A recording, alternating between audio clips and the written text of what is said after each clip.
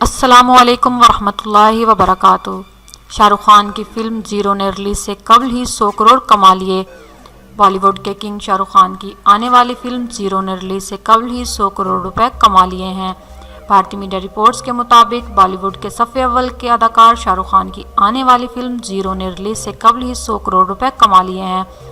Film نے یہ business distribution rights کی مد میں کیا ہے۔ شاہ رخ خان اور ان کی اہلیہ کے پروڈکشن ریڈ چلی نے پیش کی بنیاد پر فلم کے ڈسٹریبیوشن رائٹس ملک کے مختلف ڈسٹریبیوٹرز کو فروخت کر دیے ہیں۔ آنند رائے کی ہدایت کاری میں بننے والی فلم زیرو کے ڈسٹریبیوشن رائٹس کنگ خان کے ماضی کی فلموں جب ہیری میٹ سجل اور رئیس سے بھی زیادہ قیمت پر فروخت ہوئے۔ تاہم فلم کا بزنس 100 کروڑ سے کم ہونے کی صورت میں ڈسٹریبیوٹر پیسے واپس کرنے کا بھی مطالبہ کر سکتے ہیں۔ واضح رہے کہ آنند ایل رائے کی ہدایت کاری میں بننے والی کنگ خان کی فلم زیرو میں کترینہ کیف اور انوشکا شرما بھی مرکزی کردار ادا کرتی نظر آئیں گی۔